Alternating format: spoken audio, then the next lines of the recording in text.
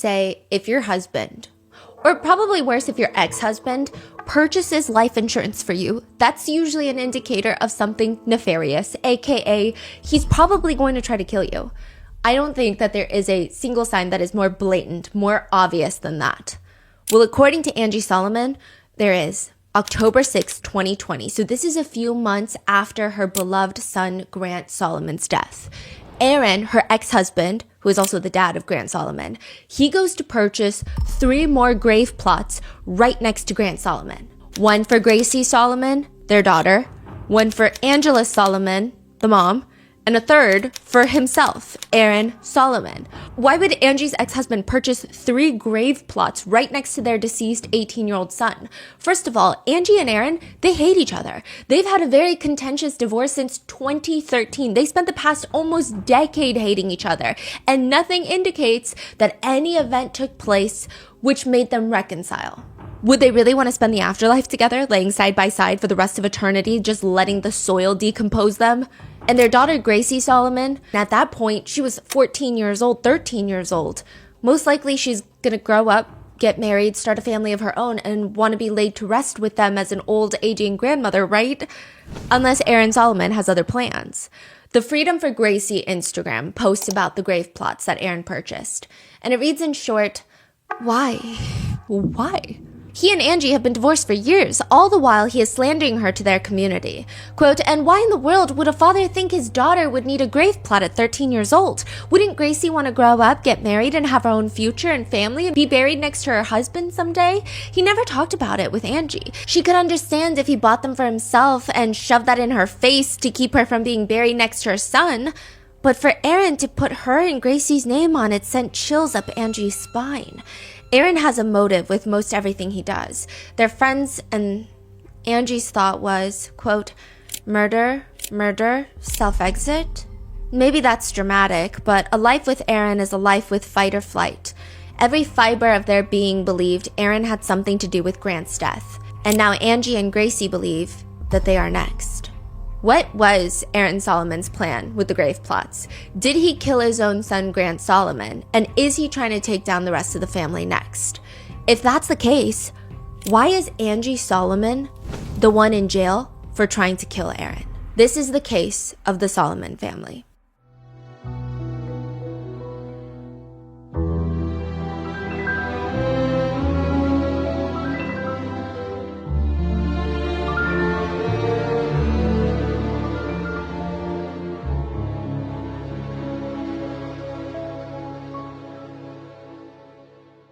We would like to thank today's sponsors who have made it possible for Rotten Mango to support the Georgia Mountain Food Bank. Now more than ever, with SNAP benefits being paused and the holidays coming up, their work to end hunger can be life-saving. This episode's partnerships have also made it possible to support Rotten Mango's growing team, and we'd also like to thank you guys for your continued support. As always, full show notes are available at RottenMangoPodcast.com. A few content disclaimers. There's allegations of DV, childhood essay, and incestuous abuse, so please be careful. Today's case is very complicated. It's a situation where I do think everyone on the internet, they've got their own opinion about this case, and there's no way that you're going to change their mind. It doesn't matter what you say. It doesn't matter what other pieces of evidence arise from the opposing side. Nothing matters. They're sticking to it. There have been a lot of accusations that have not been legally proven in court. It's complicated because legally we want to protect our team and we want to protect ourselves from any sort of lawsuits, but you have to remember that just because something is not legally proven in court doesn't mean that it isn't true. It doesn't mean that it hasn't happened, but because of that, it just gets messier. There was also a defamation lawsuit against many different parties. There were cease and desist being sent out. So just for the purpose of that, we're going to be pretty careful with our wording. We're going to do our absolute best just to compile and aggregate the allegations made online, the netizen opinions, and even conspiracy theories online so that you can come to your own personal opinion about this case. Any alternate theories, opinions, accusations are put forth by either parties involved or by netizens I found online, their comments, and people that have made everything public. Like, everything is publicly available. These are not representative of our own opinions regarding this case. And a small disclaimer here, if we show any sort of document, if there's any annotations, highlights, question marks next to those have been done by whoever originally uploaded the document. So that was not done by the Rotten Mango team.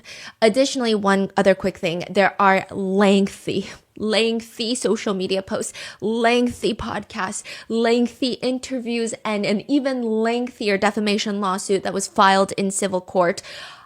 If there is a statement that I'm reading by quote, again, these are all publicly available information, but some of them have been condensed for brevity without losing the original purpose of the exact statement. So with that being said, let's get into the recap. There's really no effective way to recap what happened in part 1, so please go watch that video or those podcasts first, but I'm going to give you just a timeline refresher. In 2013, Angie and Aaron Solomon go through an exhausting divorce. Angie accuses Aaron of trying to kill her. Aaron accuses Angie of spreading lies and trying to self-exit and then blame it on him, and trying to defame him as well as brainwash the kids to turn them against him, their own dad. Angie's own father testifies against her, and that becomes a huge point of contention in the whole divorce proceedings. It is an exhaustive legal battle. Angie and Aaron continue to fight over custody after 2013, with Angie claiming and alleging, along with their daughter Gracie Solomon, that their father Aaron has been abusing Gracie ever since she was a little girl, primarily essaying her during bath times. That is the primary allegation. There has been multiple open child services investigations against these allegations, and they have been closed without any significant findings. Does that mean that the abuse never happened? That's not what I'm saying. A lot of the time, CPS or DFACS or DCS will close investigations just because they're overworked, understaffed, or sometimes you just get a social worker who just doesn't care. That's all you get. That's it. So it doesn't mean that these things didn't happen, but there are multiple open and shut investigations that have found, I guess, no damning evidence against Aaron Solomon. There are other big allegations placed upon Aaron Solomon, such as essay against Gracie, physical abuse against Angie, as well as potentially a human sex trafficking ring that involves mega church leaders, the governor of Tennessee, a senator of Tennessee, as well as Gracie being a victim of that ring herself. So this is all happening after the divorce. Then in 2020, a few weeks after Grant Solomon turns 18, he passes away. At this point, Gracie is 13, so Gracie is their only remaining child left. And now one version of the story of Grant's death is that now that he was 18, he wanted to get custody of Gracie and expose his dad for everything that he's done. The other version is that the truck rolled down the hill, rolling him over before landing in the ditch and killing him. A year after that, in 2021, Gracie, the 14-year-old remaining Solomon child, posts a YouTube video exposing her dad Aaron and claiming that her dad has killed her older brother. Then in 2025, this year, Angie Solomon is arrested for trying to hire a hitman to take down Aaron Solomon, her ex-husband. And it gets complicated because Aaron Solomon does have a potentially in the 7-figure range, at least $1 million trust fund that would go to Gracie. If he's dead. If he's dead. Mm-hmm. But so we don't know the exact amount. Yeah, we don't know the exact amount. There's an incentive for both parties to either play it up or play it down. So even that's up for debate. Angie Solomon likes to insinuate that there's millions of dollars on the table. Aaron Solomon states that he only really received like $1 million and most of it was already used. I think the reason that it gets confusing is once his aunt passed away, this is his aunt's inheritance. She passes away, he gets a trust fund, and I think half of it was in land that he stated at least a few years ago that was not sold. So he's saying, I never sold the land, so I never realized any profits from the land. It's just there. It's a sitting asset. I'm not liquid for that land. And then the other portion of it, he received in payments of $100,000 a month. So that makes it seem like he's receiving $100,000 a month every month for an undetermined amount of time. But it could have been 2-3 months. It could have been 5 months, right? It's up for debate. So with that recap, let's get started.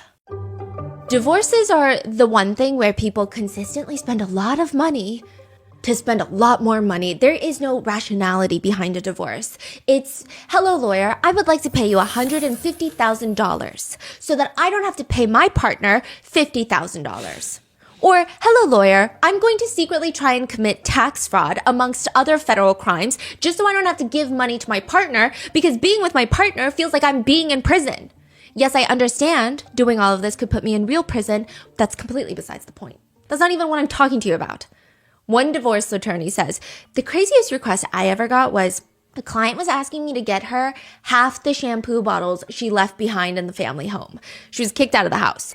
I asked her, under the sink, like, where are the shampoo bottles? And she said, no, the shampoo bottles in the shower. There's 2 to 3 bottles. Half the bottles are full. I want half of each remaining half. And she's trying to be petty about it, right? Yeah. So 2 to 3 bottles in the shower.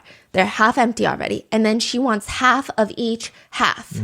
I ended up telling her that she paid me $50 just to read, receive, and respond to this email. And I will waive the $50 if she just takes that $50 to CVS and gets some goddamn shampoo herself. Another says, doorknobs. It was a regular house. They were not special bronze doorknobs, brass doorknobs. It was a regular builder-grade home, regular doorknobs. Yeah, they fought over it. I offered to buy them new doorknobs if they would just settle. It was bad. Obviously, some people say it's not about the shampoo. It's not about the doorknobs. It's about pure spite and winning. One post online reads, a divorce lawyer told the story of a rather well-to-do couple. They spent months and months and tens of thousands of dollars fighting over absolutely everything, all the way down to a single ceramic ashtray. I can't remember the significance of it, but I think it came from the husband's family side. I don't know, but even after everything that had been decided, they spent many more months, and I think they totally spent $100,000 fighting over a singular ashtray. Then after a court hearing, the wife finally won the ashtray. She promptly strode out to the white courthouse steps and smashed the ceramic ashtray, left the pieces all over for the husband on his way out to see all of it. That is crazy. Yeah. Wow. But it doesn't just stop there, because it's not about an ashtray, right? Another husband, he left his wife's prized koi fish on their doorstep of their house to die. She was so distraught, she couldn't come to court. He killed 6 of her fish. There's never a dull or a happy day in family court because everything has a deeper emotional reasoning. Obviously, it's not just about an ashtray. It's not just revenge. It's not just about fish. It's about being an abusive animal killer, but you get it. Nobody really gets divorced over what they say they're getting divorced over, like a bathtub or Tim McGraw, the country singer. One Reddit post reads, I went to school with this girl. She married this really rich guy in Ohio, moves in with him in Ohio. They seem to be getting along. 6 months later, out of the blue, she files for divorce. Up until that point, all I heard from her was how well it was going. Anyways, turns out, our little buddy had a fetish for getting off on pee. He asked her to pee on him in the tub. At first, she agreed to it because she thought it was like a one-time thing, but he kept asking for it more and more, and she tried to decline it respectfully by saying, the bathtub's too small. It's too cramped. So next day, she comes home to 24 construction workers and heavy equipment tearing the bathroom walls in for a new bathtub. A week or so later, they finish up the bathroom with a brand new giant bathtub. She comes home to a sign left on the fridge with a note to drink up. She's got some watering to do. I don't know what she put down as the official reason for the divorce, but it's definitely the bathtub. Some would argue it's not the bathtub. It's what he wanted to do in the bathtub. It's never the bathtub. Just like how Angie Solomon and Aaron Solomon don't get divorced over Tim McGraw, the country singer. If the whole point is to make Angie look crazy in court, it is working. Whether it is true or not, it's up for debate. But Angie's dad testifies against her, but so does her longtime friend. She gives a declaration to the judge, and she details a very specific situation that she's had with Angie. Do you know Tim McGraw? He's a country singer, and he happens to be married to another huge country singer, Faith Hill. Is this divorce hearing, or is this for, what is this? This is later. Okay, so Angie is trying to appeal a lot of the judge's prior decisions of custody being placed 77% in Aaron. And Aaron is fighting it back, and a lot of people are siding with Aaron, such as this alleged former friend of Angie, who writes a declaration to the judge and is like, I need to tell you about Angie. She's not who you think she is. So this is between 2013 and 2020 or Yes. 2025? Yes. Oh, okay. And then he also uses this declaration in a defamation lawsuit later in 2023. I see. The friends. Yes. Okay. Well, the friend said, that Angie told her Tim McGraw was going to leave his wife, Faith Hill, to be with Angie. Angie's friend writes a declaration and says, Angie claimed that Tim McGraw was singing to her at the concert specifically, obviously staring into her eyes and, quote, hitting on her. She was furious at Aaron because he didn't confront Tim McGraw about this. She also told me that Tim McGraw and Faith Hill were getting a divorce because he was so interested in her. Of course, the McGraws did not get a divorce, and I believe Angie made the whole thing up. Angie is potentially having a your name moment at a Tim McGraw concert. Maybe she was kidding, maybe this never happened, but in the court system, it's not looking good for Angie. She's not getting a good look from this former friend's declaration. Nor is it a good look that her dad more or less tells the judge that he would not be comfortable if Angie was inside of his house and he was falling asleep. He says he would not be comfortable if his daughter was there while he's asleep. Nobody asked for that kind of example, but damn, he's giving them. He's telling the judge, I'm going to tell you about her condition because I love my daughter. However, she's a compulsive liar. I cannot have a conversation with my daughter. I never look forward to my daughter calling me, although I love to hear her voice. And I love when she tells me about the actions of the kids. I can never expect to have a conversation with her unless there's some untruth that's going to be told. Unless something is going to be stretched. He tells the judge that Angie can never not tell a lie. She's never been able to tell the truth, which again, this is the same dad that she filed an order of protection against, so we don't know how accurate or how trustworthy his observations are. Meanwhile, most of Angie's doctors all state that she's perfectly capable of being a good and fit mother. They do not see her ever being a danger to her kids or living in a false reality. At least that's what's been reported thus far. Side note, even in 2021, a Nashville EMT comes forward and states that he responded to a call to the Solomon family house years ago. He says he remembers when he got there, Nashville Police Department were already at the scene. They had gone into the house, so the EMTs were mainly standby outside. He was familiar with Aaron Solomon. He had seen them around the neighborhood, probably on the news. He was always cordial, and it was the same energy that night. Aaron Solomon comes out very cordial, very polite with the EMTs. He's telling them, perhaps even apologizing for his wife's actions, stating that his wife is clearly mentally ill and causing all this trouble. What are they there for exactly? A domestic dispute. Oh. Now, Angie Solomon and the two children exit the house, and Aaron's demeanor quickly changes. According to this EMT, he became red in the face, and his facial expression showed that he was very angry, very agitated, and it was very obvious that Aaron was filled with rage. He stated that he recalled that Aaron made a few steps towards Angie, but was stopped by the Nashville Police Department. Furthermore, the EMT allegedly states that it was pretty clear to him and to all of his colleagues who the instigator of this incident was, and they're all thinking that it was Aaron. So Angie's friend and father is pointing finger at Angie, but this EMT and their colleagues are saying Aaron is the problem during those fights.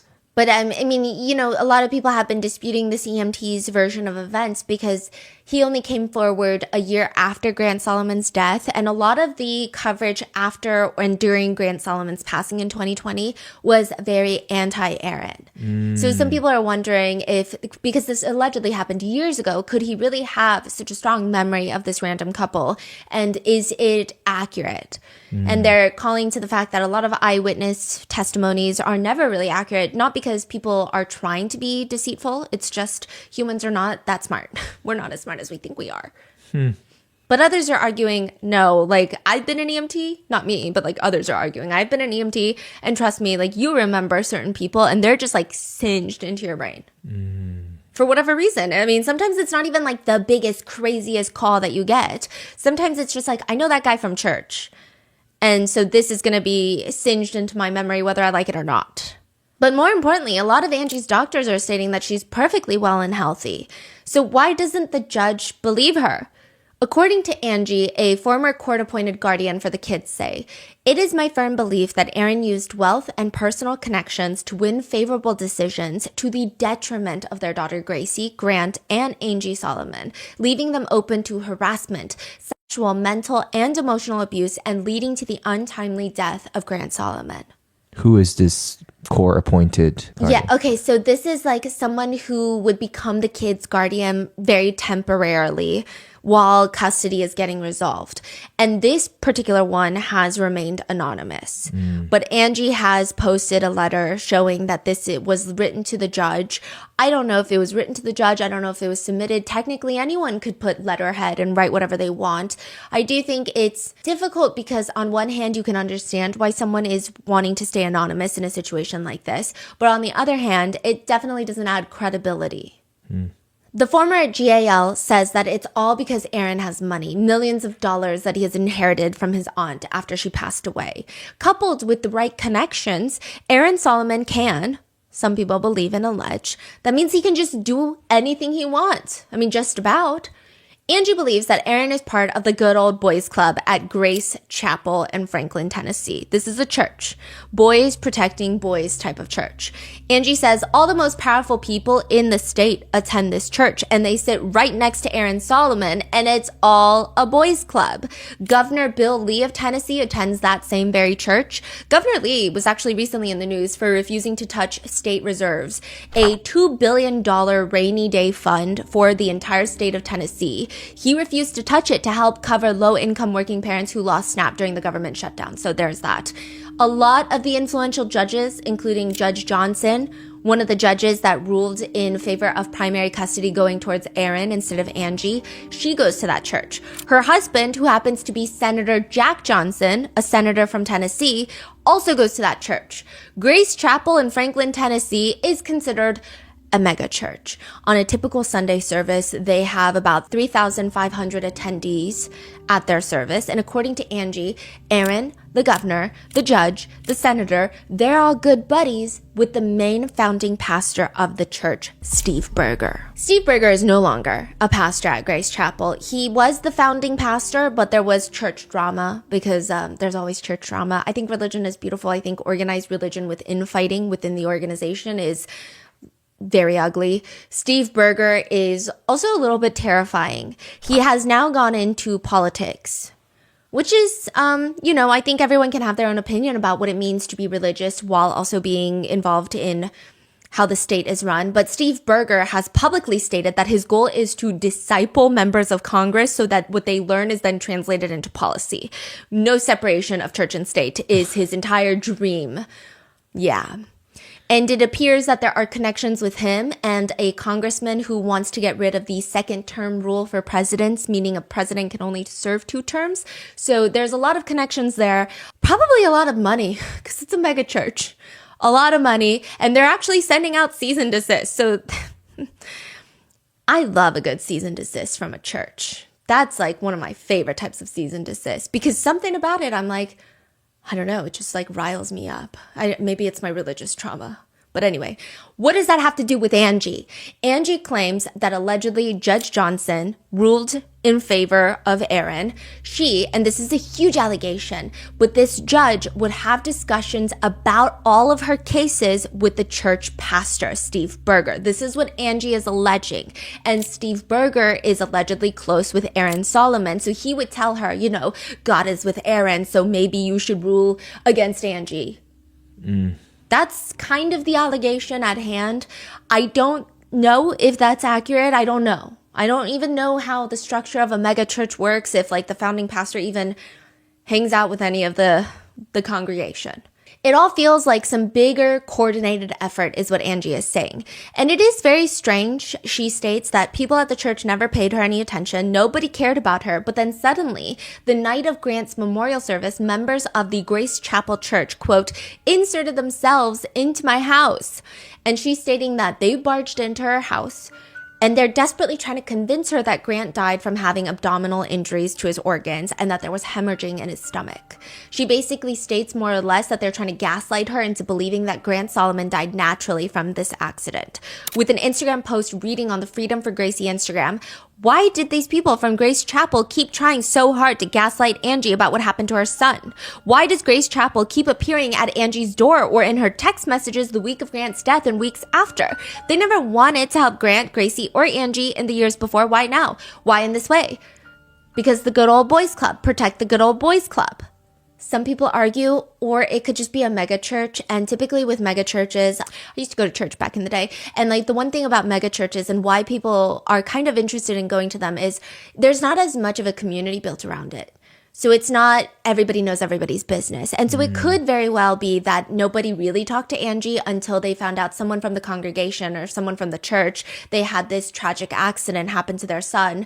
And so now they're actively reaching out because that's maybe what God would want them to do. I don't know, right? I don't know. There is that argument out there floating around. But the theory of the good old boys club changes in the degree of severity. There's like a light, medium, dark version. The light version. Some people believe good old boys club, there really is no good old boys club. That insinuates there's some sort of conspiracy, there's some sort of organized effort, and there really isn't. It's just men protecting men, typically, from allegations of abuse. It's less of a coordinated effort to make sure Aaron is found not guilty, but more so internal misogynistic biases. Our good friend Aaron from the church, he could not do such a thing. Like, not our Aaron.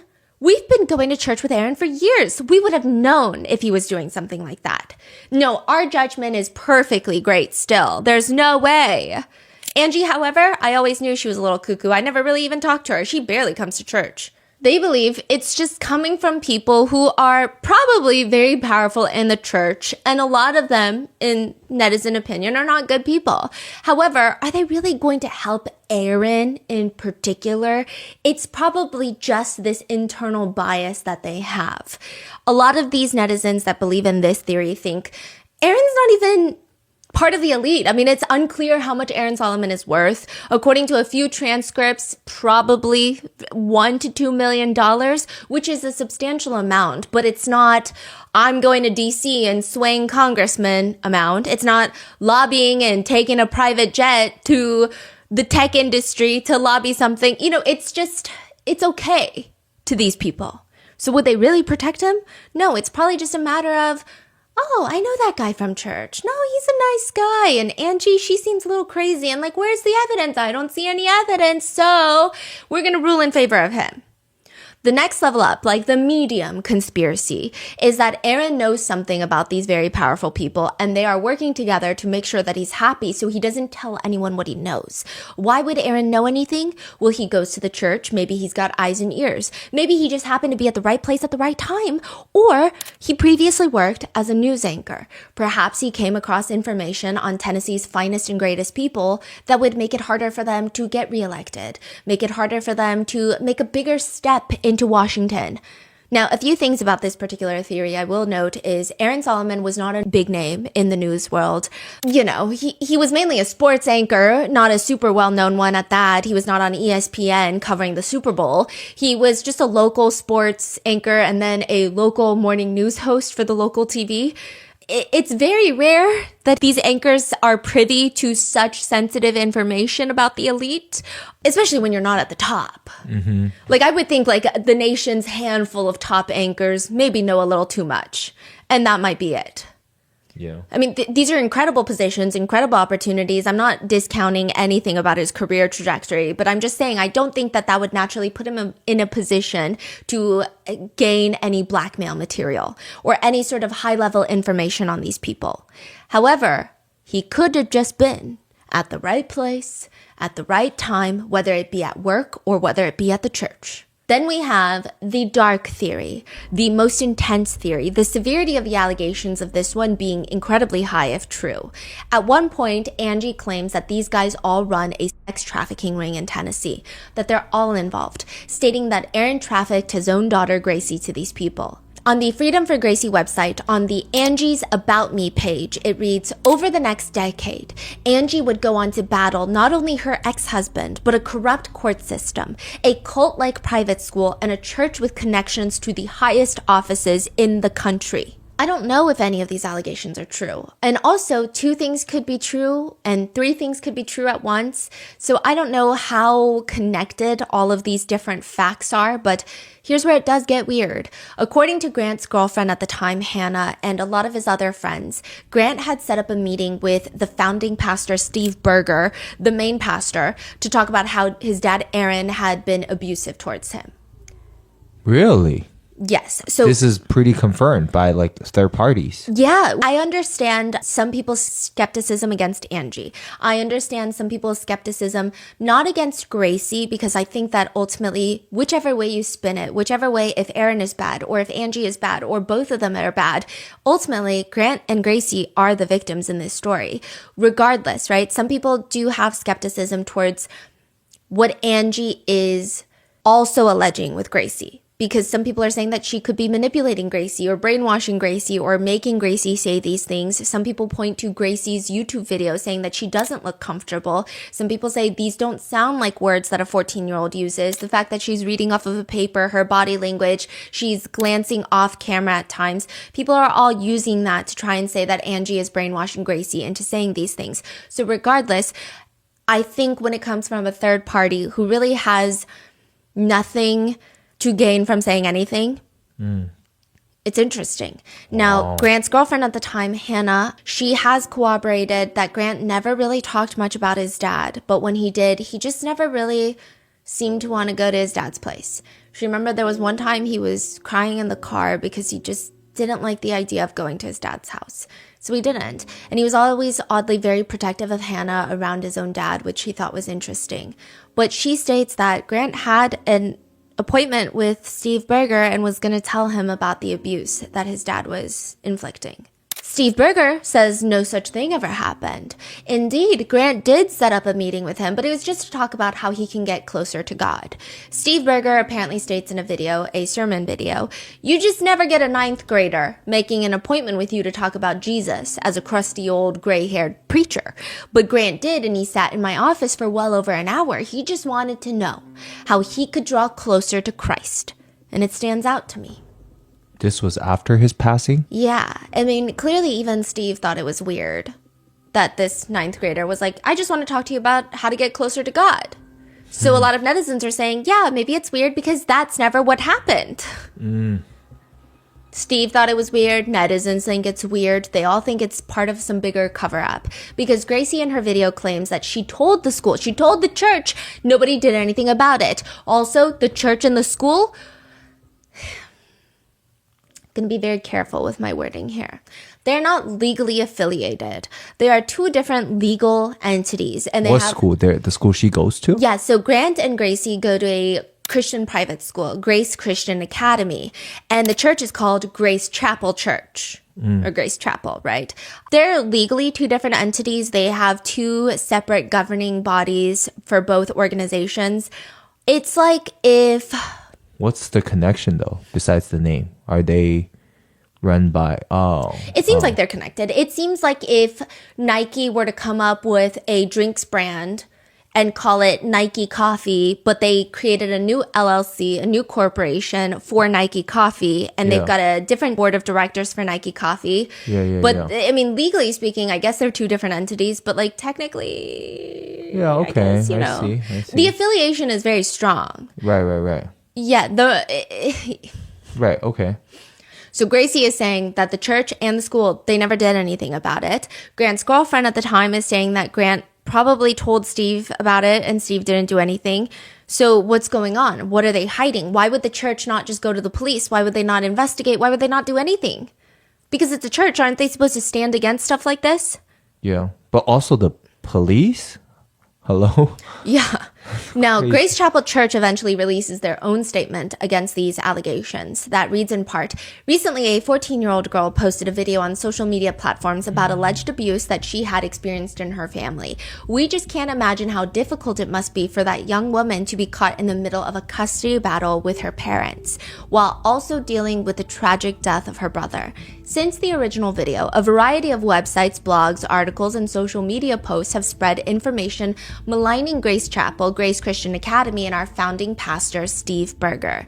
The church notes, to clarify, the three parties, the church, the academy, and Steve Berger's ministry are, quote, are all separate legal organizations with separate oversight and missions. Which again, if you have to word it like that, it just means that there must be some level of entanglement, perhaps even just socially, because the wording is very precise, that there are three separate legal organizations with separate oversight. But the church continues with their clarification by stating, considering the number of false accusations being made, we felt it would be important to clarify a few things so that our church family could understand Grace Chapel's involvement and how to pray for this situation. There were never any allegations by anyone that any abuse took place at Grace Chapel or that it involved any Grace Chapel volunteers or employees. The allegations of abuse in 2018 was between a divorced couple regarding their own child and had nothing to do with Grace Chapel. There has been false reporting that Steve Berger, when he was serving as Grace Chapel's senior pastor, had been informed about the abuse during a meeting that took place on May 7, 2018, and did not report it to the proper authorities following that meeting. The claim that somehow Steve Berger knew of the abuse and didn't report it is categorically false. In fact, the alleged abuse had already been reported to the sheriff's office on May 4th, 2018, 3 days before the meeting with Stephen even took place. Grace Chapel has and will continue to make sure that any allegations of abuse are reported to the proper authorities. All of our staff and volunteers go through child safety training as well as background checks. Please join us in continuing to pray for this family, and if you have any questions, please reach out to us, Grace Chapel. Not really doing themselves any favors, the church also goes on to clarify something very weird, stating, in a recent article, there is also an issue that one of the family members who attends Grace Chapel is not a member of the church. It's important to note that Grace Chapel has a specific process for membership, and this individual, Aaron Solomon, has not gone through the process and is therefore not a member. But the church does go on to clarify that member or not, everyone is welcome. Membership is not a requirement for participation and fellowship within their church community. I will say that's a very strange thing to make distinctively clear for everybody, considering there's pretty strong connections that Aaron at least attended the church with a high frequency on most Sundays, even taking pictures of himself at the church and then sending them to Gracie. 2 Sundays in a row, he texts pictures of himself at the church, writing to her, at church, thinking of you, love you, miss you, heart. Then the next Sunday, a picture of the church and an accompanying message. Pastor Steve mentioned Grant for the 3rd Sunday in a row and preached about heaven today. Hope you can watch it. Because, it's a mega church. They like to upload their sermons onto YouTube and stuff. I don't know if the church is involved. I don't know if the church is not involved. I also think that I have way too much religious trauma to even come to an appropriate conclusion without being tainted by my own anecdotal evidence and personal opinions, right? But I do think that the responses are just a little weird. I've met a lot of religious people. I've met a lot of people of faith. And regardless of the fact that of anything, really, I don't think any of them would respond to such a sensitive topic and allegation in this manner. It was just weird. It was just weird. And I think it just makes everything feel unsettling. Yeah. It feels a little heartless. Even the way that they write about Gracie feels a little bit heartless. The way that they write about the family, even if they are not involved, even if they're being dragged online, I think that there are better ways to go about it. I would imagine more of a business entity, a corporation, to respond in this apathetic, cold, legalese type of way. But anyway. That's just an opinion that has no indication of guilt or innocence. Yeah. Now, on top of that, the church has also been sending out cease and desist letters to creators. I don't think that I'll be on the receiving end of one. However, it would not be the first time. It actually just gets me more riled up. So there's that. They've been sending it to YouTubers and stuff? Yeah. They've been sending a lot of cease and desist. Really? Yeah. But it's just weird. Again, overexcited legal action is not a sign of guilt. I just personally think it's weird behavior. Also, while we're at it, though, I also think the school is weird. The school that both Grant and Gracie went to, Grace Christian Academy, they are, again, I think, closely affiliated, even though they have separate legal and governing structures between the church. Regardless, Gracie said at that age in her life, when she was just figuring out what had happened to her in the abuse, she had nobody to talk to about the abuse. So she's talking to her friends at school, telling them what's happened to her. And the school tells her to stop. There's a video recording that has been posted on Freedom for Gracie, where it's school staff telling Gracie and Angie that a lot of the kids have been impacted by Gracie talking about what happened to her. Like a secret recorded audio? Which, side note, Gracie says, again, nobody would listen to her. The police won't listen to her. Child services won't listen to her. The church won't listen to her. So, who is she supposed to talk to about it? And she has so much trauma, so she's talking to her friends about it. I mean, who else? And the school administrators are heard saying, I've had 3 parents over the weekend that said, my child came up to me and asked me, what is sexual abuse? Where is this coming from? So what... a lot of kids are being affected by what she's gone through and what she's telling people, and then they're so young. We're talking about 10 and 11-year-olds, you know, so they don't know what to do with it, and then they go tell somebody else, and then it's like, I just don't want it to like become the talk of the school or to grow a life of its own. I get it. I think it could be startling for some parents, but also it could be a great time to teach your 13, 14-year-old kid about abuse and what to do if you witness abuse, or if your friend tells you about abuse, or if you become a victim of abuse, or I don't know, teach your kids not to abuse. The school, though, the tone they use makes it seem more like it's upsetting the parents, it's upsetting the kids, they're not ready to have this conversation, so let's not talk about it. The school administration then goes on to worry out loud about this becoming the talk of the school, saying for her sake, it isn't just about 6th grade for her. This is, you know what I mean? These are her peers all the way up. So I don't want something that's going to be detrimental to her, that's going to, she's not thinking about the future. She's thinking of right now, but I'm thinking about the future and how this is going to follow her and her peers. And then I also have to think about what other students who are now having to deal with this. And not just from a school perspective, but as a mom who's raised daughters, I'm looking at Gracie's next 6 years, not just right now. And the things that are said and the opinions that are formed and all of this is going to affect her freshman year, her junior year. So they're all just worried about her. So they heard, at this point, the school, all these adults and all these, people heard what happened to Grace, because that's what she's telling everyone. And their concern is that's going to affect her future. That's going to affect everybody else's school life. Yes, so I was able to dig really deep into some local forums. I think it's confusing and conflicting. Interestingly enough, more people on a local scale in Tennessee seem to be more on Aaron's side. Okay, tell me more. Now, What does that Angie mean? states that he waged a local campaign against her, spreading lies about her. Okay.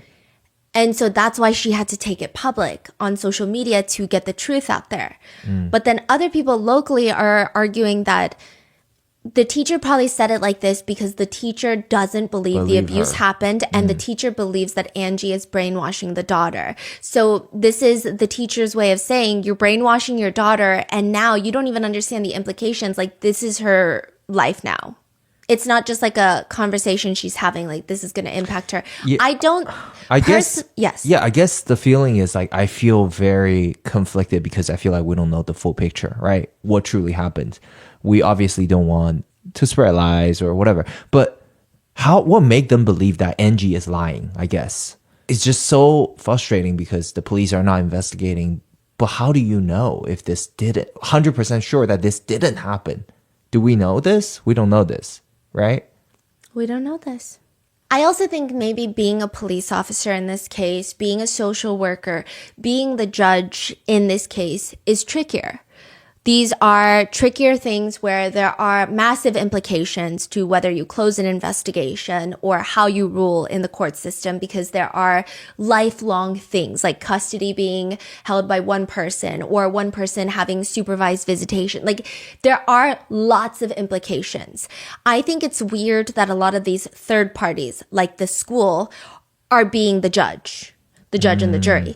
If it were me, I don't think that would be how I handle it. It's just, okay, well, this is what's happening. And maybe it is a good time to talk to everybody about what to do if your friend is talking to you about abuse, or how to speak up after you feel like you have been a victim of abuse, how to not abuse people, like how to see the signs of abuse. I feel like that would be a great time. I think there are heavier implications for specific roles, and they need to try and give some sort of verdict. Like the police, they need to have some sort of verdict in terms of closing a case or not. Same with social workers, same with the judge.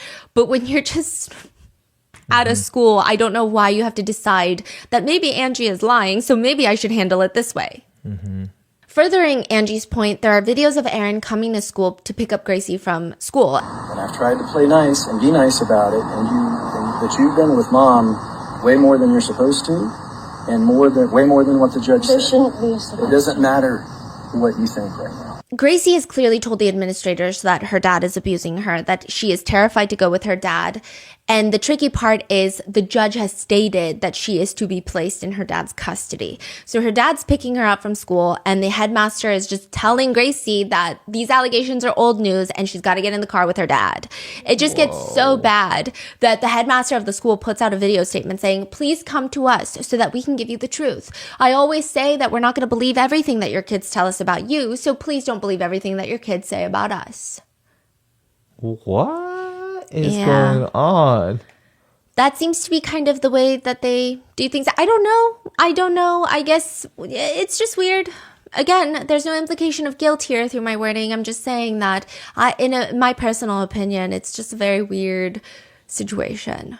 But when it comes to allegations that Angie has brought against Aaron, there isn't as much concrete, detailed evidence to the allegations as maybe a judge would want. It doesn't mean that these things didn't happen, but just the nature of a lot of assaults, the nature of being essayed by someone, allegedly by someone that is your guardian. The whole point is to not leave evidence. The whole point is to not get caught.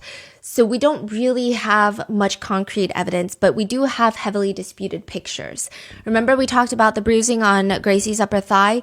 Angie claims that it was from abuse. Aaron claims it was from a swimsuit. It's not clear. There's also another picture that Angie shows as evidence of Gracie's eyes. Her eye bags are super swollen. She has dark circles. Angie claims that this is after Gracie was with her dad for an extended period of time. She would come back, and this was clearly a sign of abuse. I feel like my eyes have looked like this before. It's like some sort of really bad allergic reaction. She did have eye surgery previously. I'm not sure what it was for, but there are mentions in a court transcript of Gracie having eye surgery and then moving into the primary bedroom with her parents for a while. So I don't know if this is from the eye surgery. I don't know if she's always had issues with her eyes. So there's just been all of these heavily disputed pictures. Everything is disputed is what I'm trying to say. So it's very hard to definitively say anything. But one thing that seems less disputed is Grant Solomon's death. Most netizens think it's very suspicious. One netizen writes, this makes no sense. Whoever is covering up this murder is an idiot. Everyone sees it, yet the justice system has done nothing. Aaron Solomon should be rotting in a jail cell for first-degree murder. Another comment reads, Angie was railroaded in her case, and she had to jump through all these hoops to even just be able to see her children. The courts made her out to be a mad woman, completely crazy and unfit. Which is maybe why Angie felt compelled to take matters into her own hands by trying to hire a hitman who happened to be an undercover agent. 5:30 p.m. Friday night, Aaron gets a phone call. It's not a number he recognizes, but he picks it up. Hello? It's the Tennessee Bureau of Investigation. Are you home? No? Well, I've got a man at your door right now. Aaron says he already knows it's probably to do with Angie. He's explaining to the investigator that he's actually out of town, ironically, for a wedding, a celebration of love. Aaron says the investigators pretty bluntly just tell him, well, since you're out of town, I'm just gonna go ahead and tell you, we arrested your ex-wife. She tried to hire someone to kill you, and she's being booked right now. Aaron says in that moment, he just, quote, I was in disbelief. I was in shock. I was like, you gotta be kidding me. This is not real. This is not happening to me. And since the divorce, Grant's death, and the subsequent social media discourse, Aaron has decided briefly to sue Angie and her friends. Angie's friends? Who are they? Yes, who are also helping her allegedly run social media accounts that are, Freedom for Gracie's website, her Instagram.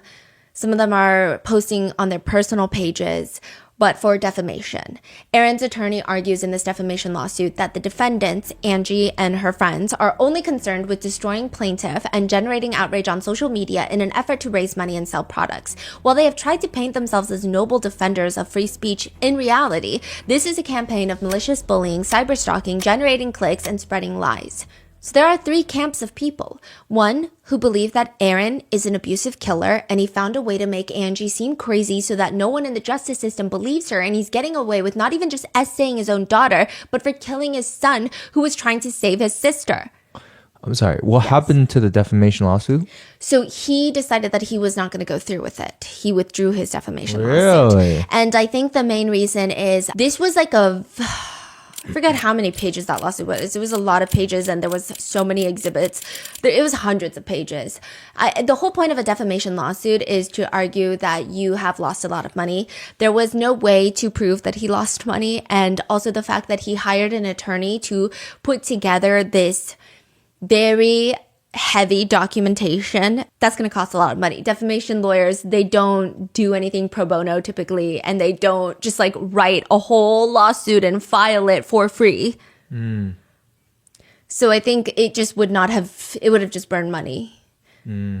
So or he could have known that he's lying about being defamed, right? I don't know, right? You could spin it either way, but just let's say benefit of the doubt, it could be just the money wasn't making sense. It could be also the fact that he knows that Angie maybe doesn't have money. So it's like, okay, you're spending all of this money. Angie doesn't have money to give, even if you win. Got it. And if she's got nothing to lose, she could just make another account and keep posting about you. And then you got to go through another, it's... I see. That makes sense. Or it could be the fact that he knows, allegedly, some things Angie claims could be true, could be the allegation, right? Everyone wants to see it a specific way, so you could see it all the ways. Now, you have the first camp of people who believe that Aaron is evil. Then you have the second camp of people that believe that Aaron isn't particularly a great person, but Angie also seems to be very problematic. They believe that she's coming up with stories, whether she believes it or not is unclear, but she's convincing her kids of these stories and turning them against their dad. Then you have the third camp of people. They believe both of them suck and both of them are abusive, probably in their own ways. They think that Aaron is suspicious, especially in connection with Grant's passing, but they also believe that Angie is strange in the way that she's going about everything. So the three are, to put it simply, Aaron is bad, Angie is bad, and both of them are bad.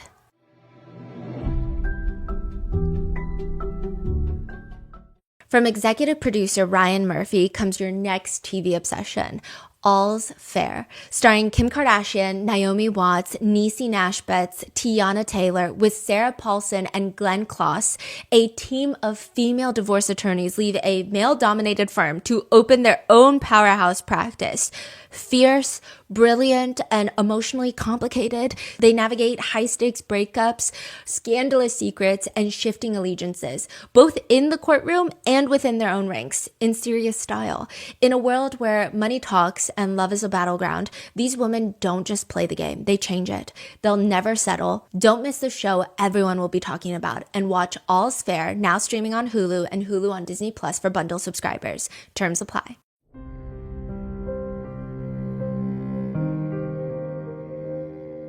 What happens when a funeral home cannot fit a body into a casket?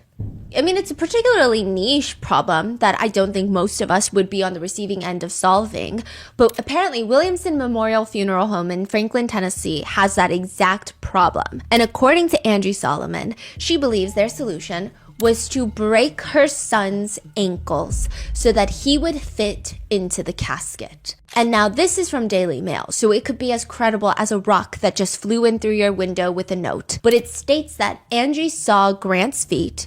They were contorted. This is during a private family viewing prior to the funeral, and she demanded that the lower portion of the casket be open so that she could see what the hell is going on. She apparently tells Daily Mail that she almost fainted when she looked inside the casket, and there was nowhere on the hospital records that indicated that his ankles were injured, but they looked like they had been broken. So it must have been done by the family home in order to fit him into the casket. No, because there's no other solution. There's no other reason for it. There's no other answer. Then it's been alleged that someone from the funeral home told her that they broke Grant's ankles so that he could fit in there. These allegations kickstart a Tennessee Department of Commerce and Insurance board investigation, and they have at their board meeting a statement. There was no evidence present other than the mother's recollection that the descendant's ankles had been broken, as alleged. The funeral home has said after the conclusion of the Tennessee board meeting, these allegations are intentionally defamatory, especially knowing the closure of the complaint with the Tennessee board. So ultimately they say this is not true. There's no evidence that this has happened other than Angie Solomon's word. But others think that it's weird because just 14 months after Grant's death, Angie Solomon's son's death, the funeral home is sold to a new owner which could point to a bigger conspiracy. Or it could just be a very normal sale. But clearly, this whole situation does beg a bigger question. Is Angie Solomon unwell? Is she accusing people of things that are not real? Or is there a bigger conspiracy at hand? So we've covered pretty in depth Aaron is bad. Let's go through Angie is bad. Aaron's big claim is that Angie is mentally unstable and has been. The judge clearly saw that in 2013 during their divorce proceedings and placed primary custody in his care. But even with that, he states that he wanted her to be part of the kids' lives. So he let them see her more than they were allowed to see her, as decided by the judge, adjudicated by the judge. And she has been planting seeds in their minds ever since then. More or less, these are his claims, that Gracie has been brainwashed via parental alienation, which is when one parent alienates the child from the other parent by spreading lies and manipulating them. It's actually a pretty common thing, but, to believe that her dad, Aaron, has been essaying her since she's a kid. He believes the video is part of that evidence. The court even decides that because of that video that Gracie posted, they need to place her in DCS custody because it's just, quote, fear of psychological harm. When Gracie posts that video on YouTube in 2021, she was in Angie's custody. After that YouTube video goes up, Gracie is briefly taken out of Angie's care by the Department of Child Services because they think that there is fear of psychological harm being done in the household. One of Angie's former friends even tells the judge, Angie will say whatever she needs to say to get whatever she wants. She can be extremely persuasive to a grown adult. How much more can she influence a child? I am appalled that she has destroyed Gracie's relationship with her father and completely disregarded Gracie's best interest in privacy in mounting this campaign against Aaron. Aaron's lawsuit against Angie states that Angie and her side have allegedly shared highly confidential documents and testimony from juvenile court proceedings that contain sensitive information about their children with the intent of those being shared online. So his whole argument is like, if she were a good mother, she wouldn't even do this. Others are arguing, well, she did go to the police. She did go to child services multiple times before resorting to this. It's not like this was the first step in her process. So people are confused. I think each side has their own belief. The whole thing, though, Aaron is saying Angie is ruining Gracie's life without even considering what she's doing, all for the sake of taking him down and getting donations. He states in his lawsuit, I do not blame Gracie for these ever-changing allegations. I believe she is merely a victim of severe parental alienation by her mother. She has been hearing horrible and untrue things about me from her mother since she was a small girl. My name is Gracie Solomon. I'm 14 years old, and I'm here to tell my story. I just want to say before we get into any of this that it's coming straight from me. It's all me, and no one else is telling me what to do. In the video, Gracie states that she's doing this on her own free will. But later in a podcast, Gracie's not there, but Angie states that because of that video, Gracie was placed in DCS custody, and she says, for the video that she didn't even willingly do. For the video, she didn't even willingly do. AKA, so did she willingly do the video by her own free will, or was it not? I don't know. That's bad. For Aaron's lawsuit against Angie, he provides a lot of declarations, sworn documents by people who want to share their perspective with their judge, mainly anti-Angie perspectives, which either means a lot of people don't like or don't trust Angie, or this could be the good old boys club at work. I don't know. I guess it's up for you to decide which one is true. The funeral director gave a declaration to the judge where they state that Angie was there with Aaron when the entire family purchased grave plots near Grant's gravesite. So she's saying, I'm so shocked that because I went online, and Angie is making it seem like she came across this information and was so shocked and thought it was like, oh my God, all I could think about was murder, like he's going to murder us, basically. But the funeral director states, I asked who would be handling the financial part of the arrangements. Miss Solomon was adamant that Mr. Solomon would be handling all contracts and payment, and that she would not be responsible for the payment. Basically saying that Angie was the one that wanted it more than Aaron, it seems. They write, any suggestion that these plots were selected or purchased without the knowledge or input of Angie Solomon is not accurate. Side note, she also states how they have strict policies of not having loose items on the grounds. Like, it's very hard for them. This is actually across most funeral homes and memorial grounds. You can only have very specific vases that are usually like welded into the signage, the marker, the grave marker. You cannot put anything on next to it on there? You cannot. Like, you cannot go and place teddy bears. Okay, so typically what happens is the weekend of a funeral, you can. Right. They don't want things just everywhere. But you cannot, because just maintaining the ground, they have to mow the grass. A lot of people pay a lot of money for specific funeral sites because they want their loved one's gravesite to be well maintained and the grass to be lush and all of these different specific things. And so it is a strict policy that they're not allowed to have loose items on the ground. It's very hard for them to maintain. Well, for Grant's gravesite, the funeral director says in her declaration that for a long time people were leaving baseball stuff, like baseballs, loose baseballs, baseball bats, like little baseball figurines, baseball hats, like all of these things. And the funeral home tried their best to be accommodating, not just for the weekend of the funeral, but even for a little while after, because they were thinking, well, this is a young man who died abruptly, so we want to be as accommodating towards any friends or family who are just making their way out to the gravesite to pay their respects. But then eventually it's like, okay, now we got to stop the loose baseballs and all of these things. She moves the baseball items from Grant's gravesite. She's like, I moved it. And Angie comes in furious, and she keeps accusing Aaron of removing all of the things that she left. And the funeral home director calmly states, like, it was me that removed it because, as I've told you before, you're not allowed to leave these things here. And like, I thought you knew, but anyway, now you do know, right? She thought that was it. But then, quote, I later found out that someone posted on social media that the items were taken off of Grant's grave, and the implication was that Aaron Solomon had the items removed, which again was not the case and had been explained to Miss Solomon. Now, the strangest part of this is that Angie's family supports Aaron, not Angie. According to Aaron's lawsuit, he states that during the divorce proceedings, Angie's own dad testified that Aaron never abused the kids. I don't know what that testimony means. I don't think it means anything, because I think that a lot of abusers get away with abusing victims with nobody knowing. Yeah. So like, I don't know what that means, but he allegedly states that he's seen Angie brainwash the kids against their own dad. Angie's former friend that testified about the whole Tim McGraw thing, the country singer that fell in love with Angie, that friend. Yeah, well, she writes further in her declaration for the judge that Angie tends to live in her own chaotic fantasy world. Oh, so even about the whole fact that Aaron was either fired or let go or walked away from his job at the news station, that's been highly debated. Angie states that he was pushed into a corner to resign because they found inappropriate, not safe for work files on his work computer, and they didn't want a scandal. So he then had to quit.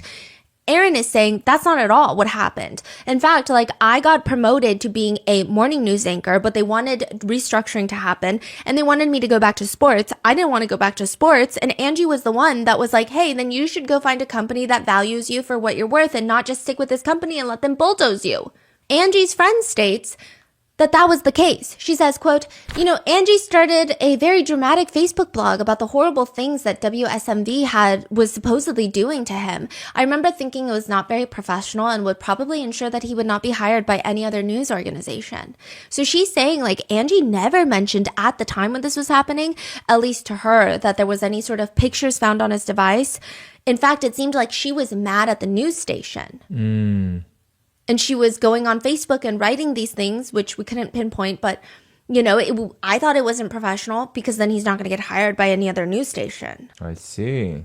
I will say another fellow news anchor of Aaron's posted in 2011, Dear friends, you may have noticed my longtime friend Aaron Solomon hasn't been at my side at my news desk. I wanted to let you know that Aaron has decided to resign. Some changes were coming, and although he was asked to stay with Channel 4, Aaron decided to leave and concentrate on him and his wife's business. I will miss my friend, as I'm sure you will too. I appreciate your concern and your loyalty to Channel 4. Blessings, Holly. Okay, so it sounds like there's no bad blood when it happened. Yeah, so I imagine because Holly was his morning segment fellow news anchor, so it was the two of them. And I imagine if they found not safe for work things on his device, if I were Holly, but again, I don't know Holly, right? If I were Holly, I wouldn't write that. Yeah, I'd be like, good riddance. Like, that was crazy. Yeah, he's not a good person, and I hope he never gets a position of power, and I hope he can never get hired anywhere else ever again. I've seen people say, well, what if he and Holly were having an affair? And I think it's like, if it's one person, if it's just the pastor or just Holly or just the teacher but I think it becomes like a very widespread net that's occurring right now.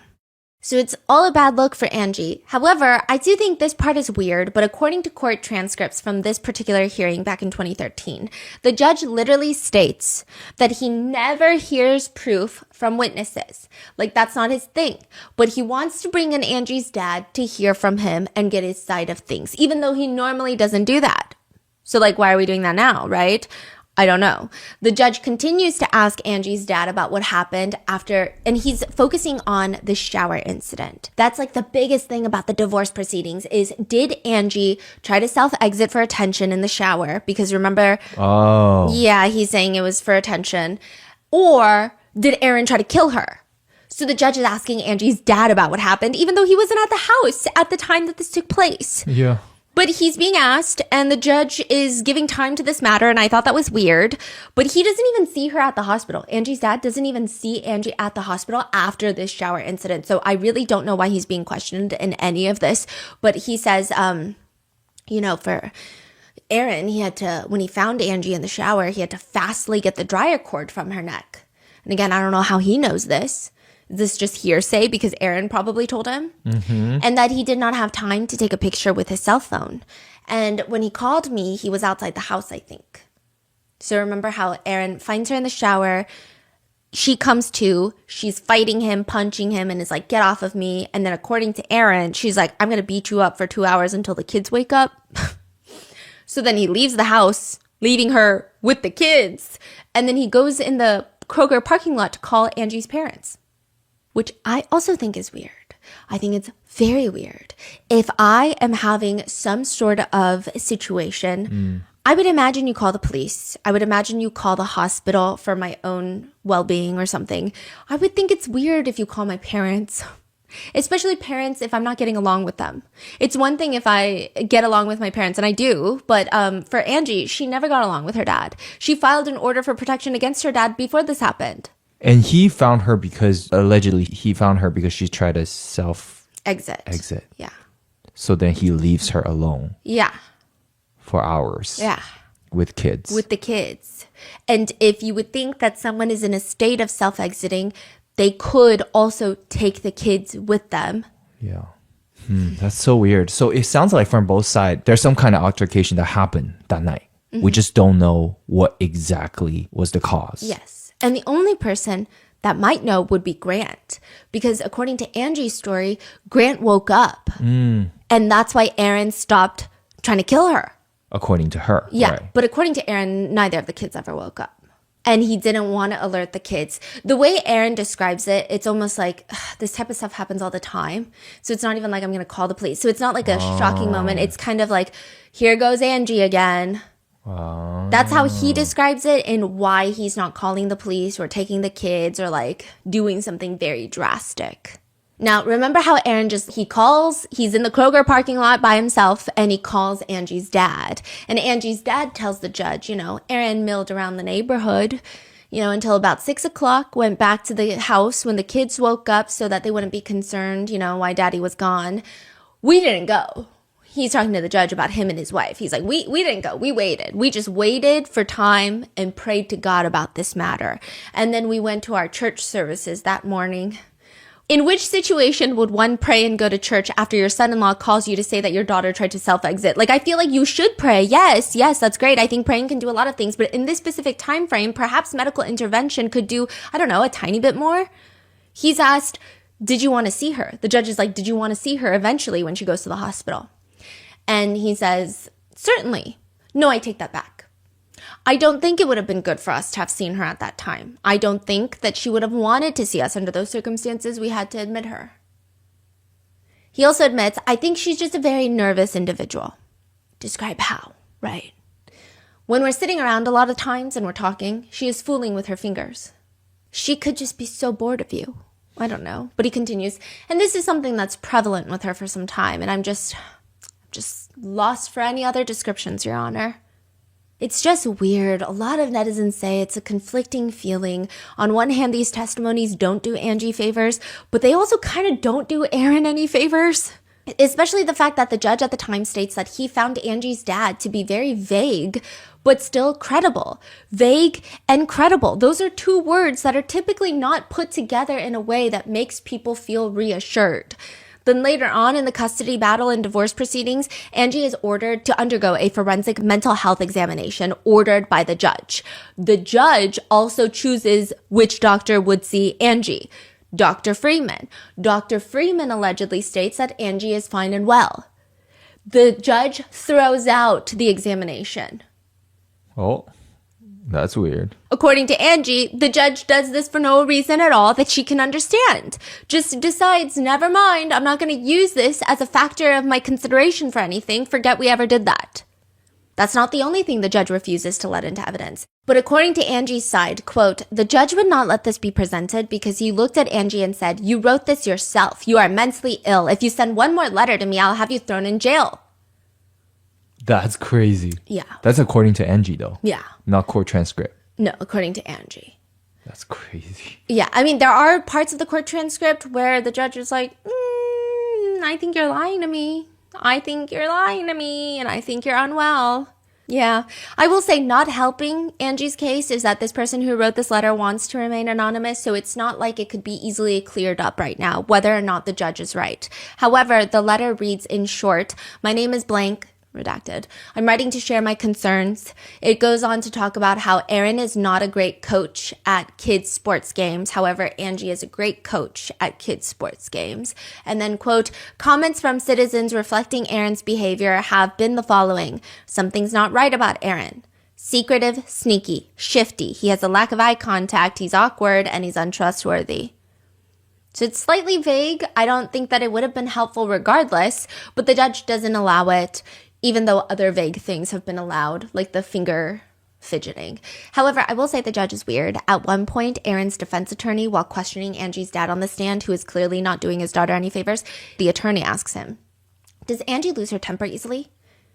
Angie's attorney objects because that's a very leading question, to which the judge responds, it's close, but I'm going to allow it. I'll allow it. Auntie Bev strikes again, okay? So they allow it. And Angie's dad responds, yes, she does. However, the judge is like, can you give us a specific example of how she loses her temper easily? And he says, I believe my son-in-law has briefed us on. I'm asking things that you have witnessed. The only time she lost her temper with me was on the phone, the last conversation we had. Okay, so does she lose her temper easily or just one time? That doesn't sound like someone that has a short fuse. The judge then asks him, what part of her behavior was causing concern?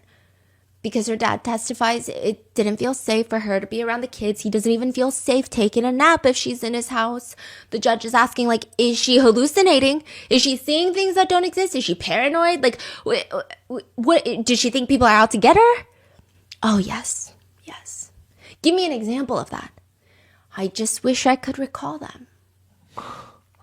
She's always had a very jealous heart towards her husband, feeling that he was always involved with other women, and she's expressed to us a lot. And I don't know what kind of illness that would be, under what entitlement that would be under, but Your Honor, I just can't give you an exact illness. I know that I would be very concerned with her being with my grandchildren at this time. To which Angie's attorney pipes up and is like, what if Mr. Solomon was having contact and communication or relationships with other women? What if your daughter was really telling you the truth about that? Ma'am, I'm a man of the Bible, and I believe in truthfulness. And I try to, I just despise in my life constantly hearing turmoil. Yeah. Oh. So my feeling about the dad is, even if the abuse is happening, he's not one to listen. Yeah. That tells me everything I need to know about the dad. So that tells me his entire testimony means nothing, at least to me personally. Constantly hearing turmoil and this going on and that going on and this going on. And I just asked you, sir. I never believed it. I would never believe it until you showed me proof. But after all of that, the judge states that Angie can no longer bring new claims against Aaron for at least 6 years until Gracie is at least 18 years old. A judge declares that Angie is an abusive litigant and blocks her from fighting Aaron in court until 6 years later. which is incredibly aggressive, right? But it is stated in Aaron's new lawsuit that a lot of it has to do with the fact that during their divorce, someone had reported to the Department of Child Services, like during the divorce proceedings, that Aaron Solomon is abusive. And they investigate and they close the case. They don't find any abuse. Doesn't mean that there wasn't abuse, but they state that they don't find any abuse. Now, Aaron Solomon is like, I'm pretty sure Angie did that to get the upper hand during the custody battle. Angie testifies on the stand. No, I didn't. So the judge orders DCS workers to report who made the initial accusation, and they more or less state that it was exactly Angie Solomon. The report from the divorce courts read, the court finds that Ms. Solomon has not been honest with this honorable court as it relates to the referrals to the Department of Child Services. She in fact made the reports herself, which again, does that mean Angie is insane and is willing to do anything to win this divorce and custody battle, such as bring forth false allegations against Aaron? Or does it mean that Angie is so desperate for someone to finally protect her and the kids that fine, she lied about it because nobody believes her, so why would she say she reported it because nobody believes her? I guess it's up to you. Because we are all legally allowed to have our own opinions. That is, we're not allowed to have free healthcare, but we at least get free opinions in this country. So that's fucking great. But later, the court documents reportedly read that it will not be ordering parental time with Angie because, quote, the court's great concern with the false statements made and Ms. Solomon's overall lack of honesty with this honorable court since these proceedings first began. The most damaging testimony to Mrs. Solomon came from Mrs. Solomon herself. Simply stated, Mrs. Solomon, I do not believe you.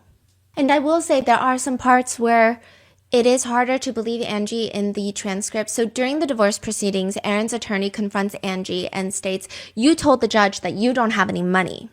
Because that's the whole thing. Like, they do fight over money in 2013. You told the judge you don't have any money, but you raised $17,000 over the internet. So this is in 2013. This is before most of the nation even knew about the Solomon family.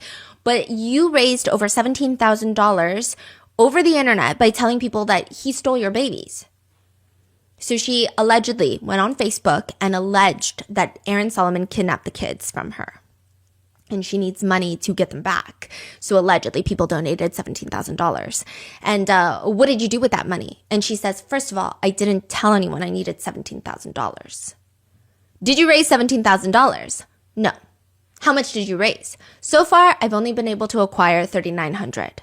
So some people are pointing to this and connecting it with, it does seem like she's always looking for donations. And, the judge is upset with her mainly because the judge is saying, why would you write on Facebook that he kidnapped your babies? Because I signed the restraining order.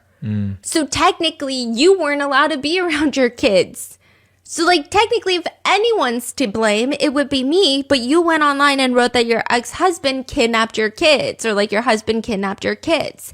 And then she states that her Facebook was hacked. And so that's really not a good look. But probably the part that reflected the worst on Angie in the divorce is the shower incident. Remember how in part 1, Angie kept saying her version where she alleges that Aaron tried to kill her. Aaron's version is that Angie tried to self-exit. Well, during the divorce, it comes up a lot, and according to the lawsuit Solomon v. Solomon and transcripts from the original Solomon divorce proceedings, which we were able to get our hands on, Angie allegedly sent messages to Aaron immediately after the incident. Text messages that read, quote, but it's over for me now. You live with it. I'll always be watching over you. So this is my last writing on this earth. Quote, I guess I will prepare for what exists for the cowards on the other side. And with religion, there is usually a connotation of self-exit being a cowardly thing. Right. Okay. And frowned upon. So the word coward is heavily debated. She writes, I am not trying to self-exit. I made a bad choice for attention. So now it's almost insinuating that it was not a self-exit attempt, but it was a fake self-exit attempt for attention. But I accept responsibility for that choice, and I have learned why I did it and won't repeat it. I'm hysterical and I'm ending it all. You are gone and you took my babies again. I won't be alive through this day. I found one bullet in the chamber and I left a note for the babies. I can't live this way. I called mom and I told her and dad goodbye. I never wanted to hurt myself, but I can't stand this pain and you won't talk to me. You took my children. Again, I hope one bullet does the trick because I'm not sure I know what I'm doing. I guess this is for old Ange. I'm scared to do this, but I can't live without you, Gracie. Casey and Grant. Here goes. Then another thread where Aaron texts Angie, and I have a picture of you in the shower when you tried to self-exit with the blow dryer. Angie responds, oh, Aaron, you took a picture before you tried to help me? That shows me where this has gone. Just go find another. I staged that anyway, but who cares? Use it against me. Now I'm a complete wreck. I won't be making any field trip or to the school. I'm beyond hysteria. I gotta calm down. All I wanted was to be loved, nothing more. Unfortunately, I wouldn't kill myself, but you would memorialize my faking it to get attention and use it against me instead of loving me. That is crazy. So that came out during the divorce. Wow. Angie states she doesn't recall sending these messages. She just knows that Aaron is the one that put the cord around her neck. Then she's presented with another text message that reads, I'm hysterical. I'm going to end it. And she says, quote, I do not recall sending that. I did not see anything on here that says that I sent that. So they have a recess where the judge is like, I'm going to go eat my sandwich in the back in the chambers. And I'm going to, Angie, give me your phone. What? So they take Angie's phone and they find the text messages. They scroll back and wow. She says then, I don't recall saying that, but if I did, I just said it because I knew it would bring him back home with the kids. So I just said it because I knew that's the only way he would get back. There's a text message from Aaron to Angie around that time that reads, please don't do anything drastic. I love you. The kids love you. You need to get more help. Seriously, I'm worried about you. Which some people believes goes to Aaron's argument that Angie is unwell and is constantly doing these types of things and accusing him of things and is unfit. Then Aaron's attorney presents another email that Angie allegedly sent Aaron that reads, I'm not wanting to self-exit. I made a bad choice for attention, but I'm accepting it. And so she's asked, what are you talking about in this email? And she states, in order for Aaron to stay at home with me, I had to take ownership of what happened. Tell us what you're taking ownership for. What bad choices are you taking ownership for? Angie's explaining that in their marriage, when anything goes wrong, any sort of violence takes place, she has to take ownership and fault for it in order for him to come back. And all she wants is her kids to come back because she doesn't trust him with their kids alone. So she's saying, this is just because this is what needs to be done. I will say a lot of netizens understand to some degree. They say that in toxic abusive relationships, the abusive partner will have you saying things or taking responsibility for their abuse by saying that you will work on not triggering them to violently assault them. Things of that nature. So she's stating that's the only reason that this happened. Now, the reason that a lot of netizens are a little conflicted about whether or not to believe Angie in this scenario particularly is that she doesn't just outright tell the judge that. I think perhaps, maybe, if she had said, hey, this is what happens because of A, B, C, and D. But then others are arguing, well, maybe she kind of tried, but she's not that good with communication. She's not that good with expressing what's happening. Maybe she's just discovering that she's being abused. So it's just it's hard for her to put into words why this is happening to her, what's happening. But she does state, that's how I would get him to come back. But others argue if that's the case, why did she lie and say she doesn't remember sending them? But maybe she doesn't remember sending them, but they were on her phone. So it's just all sorts of complicated. And then the judge does something that is annoying. The judge asks her, why did you even want him to come back? And she's like, because the kids, and I don't know, she doesn't have a good reason, which again, a lot of people in abusive relationships don't have great reasons. But the judge is like, and this is the man who you said put a cord around your neck and you wanted him back? So the judge, I think, is not particularly my favorite judge, does not seem to have, at least in my opinion, the best understanding of toxic abusive relationships, whether it is Angie and Aaron or if it's not. But it's just, why would you ask that? He continues to ask, why would you want that man back? I wanted him back because I love him. I loved him then. But what you're saying to me doesn't make any sense. These are all the reasons why people are starting to, even in 2025 after Angie's arrest, are starting to turn on Angie, and they believe that there's a lot that she's hiding that we don't know about. And they're hoping that potentially a criminal trial, a trial for murder for hire plot, will bring answers finally. A lot of people believe that there are too many unproven claims going in too many different directions. Angie has accused Aaron of being part of that high-powered sex trafficking ring, and then we never really hear much of it ever again. We hear that he was, on top of being accused of being an abuser who has manipulated, tortured, and assaulted his family for years. Also, potentially, he took pictures of her while she was on drugs and positioned her body and then showed those pictures to third parties. And also that he was drugging women on a large scale whilst he was working as a bartender. Freedom for Gracie posts on Instagram a picture of Aaron wearing a tutu and Halloween makeup, making a drink, and the caption reads, "This was Halloween." But Aaron worked as a bartender at night. Even as a professional businessman, he continued bartending. Post-divorce, Angie has heard stories that Aaron drugged women back in these days before people knew what it meant to be roofied. We don't really have any other claims or other people coming forward. I mean, sometimes the Freedom for Gracie Instagram page will say people have come forward, but we don't really get more information out of it. And normally I would say I would feel inclined to believe it. But obviously with highly contentious divorces and custody battles, I've seen people say absolute insane things about their ex-partners, so I don't know. Aaron claims that all of this is not even just to destroy his reputation, but, quote, "It's part of a concerted commercial scheme to sell products and raise money for Angie Solomon by misleading consumers with false statements to generate sympathy." And for the longest time, Aaron Solomon was silent. And a lot of people took that silence as guilt. I think a lot of people were thinking, why would you not come forward and say, these are not true? Like, this is not me. And Aaron Solomon was arguing that he did with the community. He did with people he cared about. He didn't feel the need to do it on a national scale. But eventually, after Angie Solomon's arrest, Aaron is featured on 2 episodes of a Good for Grief podcast. It's a very small podcast done by one of Aaron's friends. I believe they also attend Grace Chapel Church. And so this is not just like an unbiased confrontational podcast interview. This is not testing the theories, testing the evidence type of interview. It's not investigative. It's completely, here's my friend. I'm just going to use your platform to say what I want to say, which is, fine. But, it's an interesting podcast. It's an interesting listen. He's asked in that podcast if he feels relief in the strange sense of the word, because the way that Angie was arrested, the podcast host believes that this shows the public, this shows the people who was the crazy one in the relationship.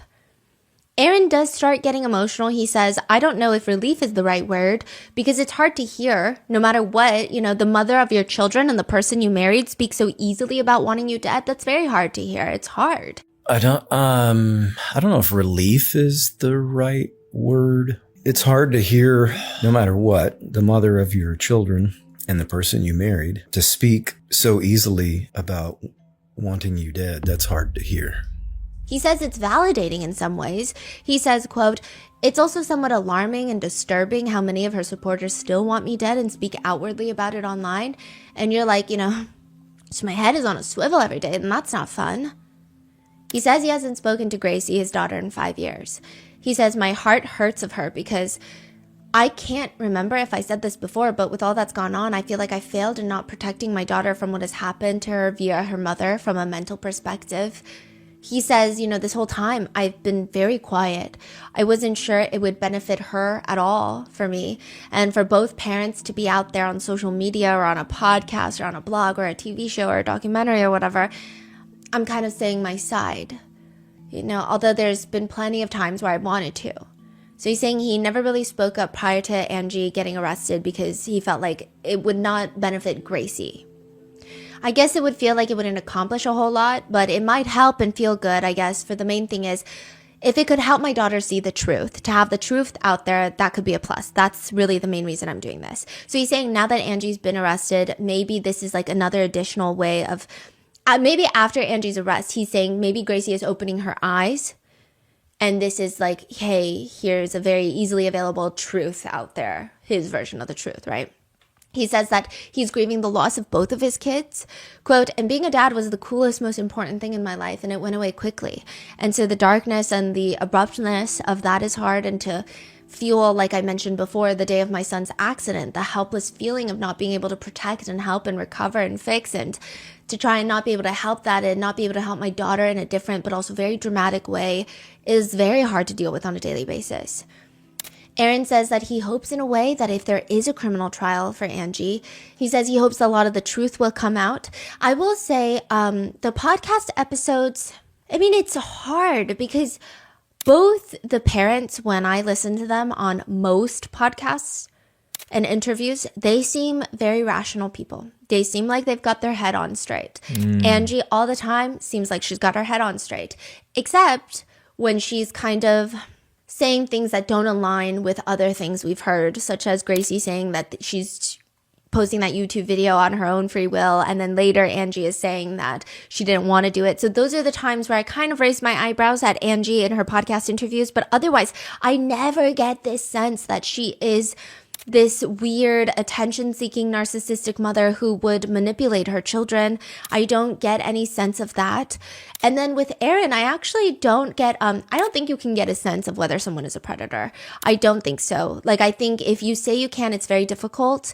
So that's, I don't even want to say that I'm judging that, right? I'm not saying that he is or is not. I'm just saying, like, it's not something that I would sit there and be like, let me see if someone is a predator when they talk about something random, right? But I don't get like this very conniving vibe from him either. What I get from him is he seems like the guy that just lets things happen and like not in a good way. You know, I don't know. Like when I listen to the podcast, I'm like, okay, well, maybe it makes sense that he doesn't want to sue Toyota. I don't know. Like on one hand, he seems litigious, but on the other hand, he seems like the type of person that's like, oh, well, moving on. My son died suspiciously. Oh, well, moving on. He doesn't seem meek. He just seems like, I don't know if it's a lack of care. I don't know if it's a lack of parental care. I don't know. But even when he talks about Grant's death, I will say this is the parts where I'm like, that's weird. He says Angie's trying to blame his death on something. And I was literally having this conversation with somebody else earlier today. It was just a freak accident. You know, that's what they're saying. It was just a freak accident, that it can't be anything other than it was. I've always been a believer that things happen for a reason. We're not in control at all, and we never know when our time is going to be. And the longer I live, the more I see that. And he says, as for the 911 call, I mean, when I first glanced down and first saw Grant under the truck, I almost fainted. My knees went weak. I went to the ground, but pulled up my phone and called 911. So, I mean, I literally tried not. I was going to hyperventilate. We just had to get people there. He also states, quote, at the accident scene, the last thing on my mind was that he wouldn't be alive. I knew it was bad. I just knew it was bad that we needed professionals there. But the last thing on my mind is that he wasn't alive or wasn't going to make it. As for the funeral, he spoke at the funeral, and a lot of people have things to say about it, which I tend to agree with. It is a little weird. He goes up onto the podium. See, I don't know. I can talk myself into both things. I don't know if it's him trying to be stoic and not get super emotional on the podium, so he falls into that newscaster role, but it's a lot of strange hand usage. He's like, as some of you guys may not know, I'm Grant's dad. I just want to thank you for being here, and all your words have been so supportive to us.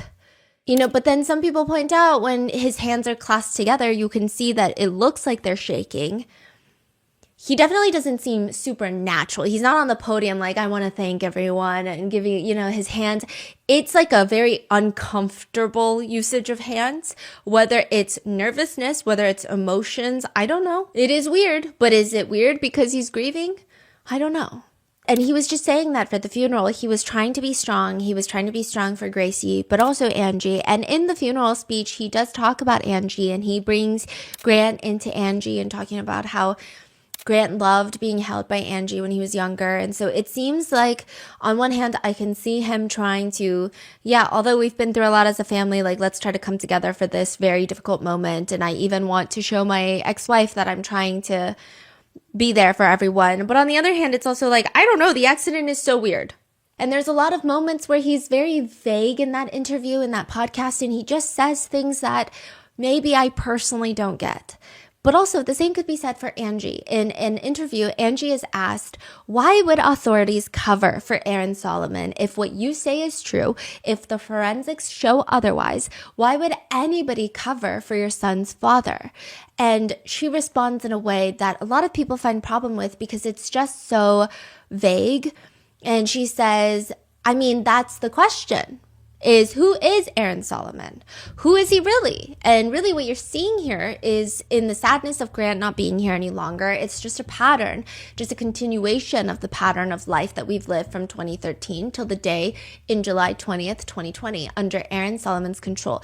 It's just a continuation why no one helped ever at any point, why no one stopped and stepped out of the circle and helped Gracie and Grant just as children on their own.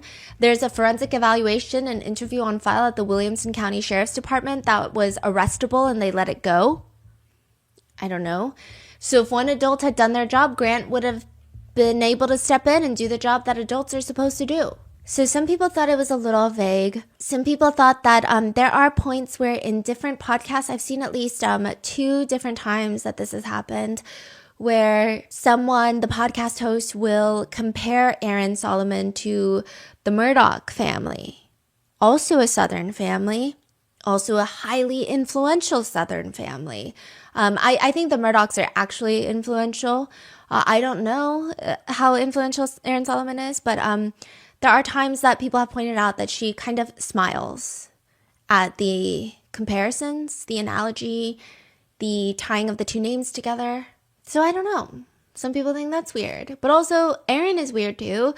I think Aaron, during the interview, the podcast interview, he has these really weird emotional moments where when he talks about what it's like with Grant being gone, I will say he's emotional throughout the entirety of the podcast. And there are other times that he's emotional, but in regards to Grant, he's talking about how Grant being gone, quote, he's got so many friends that are still doing well in baseball. So I'm seeing a lot of his friends doing awesome things in their baseball. And a guy that he played with just got called up to the big leagues. And another one that he beat in a state tournament as the sophomore just got to the big leagues. I've got all that coming at me every day too. I've just been a heavy time in just so many different angles. So yeah, there's that. A guy that he played with just got called up to the big leagues. Another one that he beat in the state tournament just got to the big leagues. I've got all that coming at me every day too, in just so many different angles. People think this is evidence that all Aaron cared about was Grant's baseball career. Others argue that Aaron just happens to be a sports guy, so this is the way he communicates is through sports, and maybe this whole thing is him saying that the potential that his son had in life. So it's like the potential is gone because, his life is gone. But others are arguing, see, like he literally only cares that Grant's friends are doing well in baseball and he wishes his son was here to do well in baseball. I mean, it's just up for debate. A lot of people are just commenting different things. One netizen just brings up the 911 call and says, that's really the only thing we have to go off of. And Dad is too calm. And with the mom in podcast, she lies and cries without tears, and I find them both sick. And I just think, poor kids. Another comment reads, this feels like when it's all about me. Couples collide. It was never about the children, it's always about winning. R.I.P. Grant, and I pray for Gracie. Another netizen comments, imagine having a possible psychopath as a dad and a pathological liar as a mom for parents. Poor kids. So where are we now? Aaron has since long dropped his defamation lawsuit against Angie. This was in 2023, and now Angie is awaiting a potential criminal trial. She is out on bond. During her bond hearing, the judge says, I have to say that I have deep concerns about the defendant's ability to see the situation she's in right now. So I'm going to reduce the bond to $250,000 only on the condition that she's under house arrest. Plus, you're going to have to remove all telecommunications devices and internet devices from the residence. And if somebody slips her a telephone, she's going to be right back in jail. The only exit she would have is to come to court. That's the only time she would be allowed to leave the premises. And then he looks to the prosecutors and says, I guess you could set up a jamming device outside her house like the North Koreans. I guess you could set up a jamming device outside her house, like the North Koreans. Weird comment, but a lot of people have been arguing about this. Some people say that this is actually no one has a right to bond. Like, just so everyone knows, some people are arguing nobody has a right to post bail. Like the judge can deny bail for anybody. If you are suspected of committing a crime, especially with Angie, there's an audio recording of her committing a crime. There's enough evidence, like there's no right any American has to be let out on bail. It's up to the judge. So that's one argument. Others are arguing this is really inhumane because if you don't have a single phone in the house, what do you do if there's an emergency? What if there's a fire in the house? What if you trip and fall and you hurt yourself? Like you can't even call 911. So that has been a huge debate of people going back and forth. And then of course the other party will tell that party, well then just go to jail then where you have a phone. So it's been back and forth. She is out on bond, and Angie's attorney tries to argue that Gracie should be able to have her phone in the house. So Gracie is 18 at this point, so there's no longer an argument about custody. And so she's with Angie, and the attorney is like, well, Gracie needs her phone. Maybe she can just use her phone in one room of the house. So Gracie is in the house? Yes, it seems like it. So that means Gracie also have no internet, no phone, no access. I think Gracie is now going to stay with a friend of Angie's because the judge is not having it. He says, I'm not going to do that. I'm not going to. It's either all gone or I'm not doing this at all. Whether your daughter can go stay with that other lady or not, he's like, I don't care. So with that, we're just going to have to wait and see what comes out of this. So I'm so sorry. Yes. What is Angie facing? Just a murder for hire charge. Probably will plead guilty. I think so. I don't think there's going to be a criminal trial. I think she'll plead guilty. I think she'll get 8 to 30 years is usually the sentencing. But if you plead, you're looking probably on the lower end of 8-ish. But a lot of people have been given 20. Wow. So like 5 to 20 is what I said, yeah. And do you know exactly what happened? Like she just went on Google? No, so there was a civilian. So I guess she had been asking around. Or maybe she asked someone and they were like, I know someone. So a civilian comes to the police. They go to the Tennessee Bureau of Investigations and then they get an undercover agent. And there was actually a civilian involved in all of this, an undercover. I guess they went undercover. So they're like, oh yeah, I know a guy who worked with my buddy John. And so I'm going to introduce you to this guy. Wow. Yeah. So this is like just a neighbor? Yeah. Wow. Just like a regular suburban person who is like, oh, I got to go to the cops. So Wow. Angie, though, is awaiting a criminal trial. I feel like there's probably going to be some sort of plea deal. I don't think that there's going to be a trial. If she pleads guilty, then we probably won't have any more answers for anything. Nothing, yeah. But if there is a trial, then we will know a lot more. Yes, we'll know a lot more, but it will still be limited considering you can't use your own trial where you're the defendant to bring it's hard to get things against Aaron admitted. Right.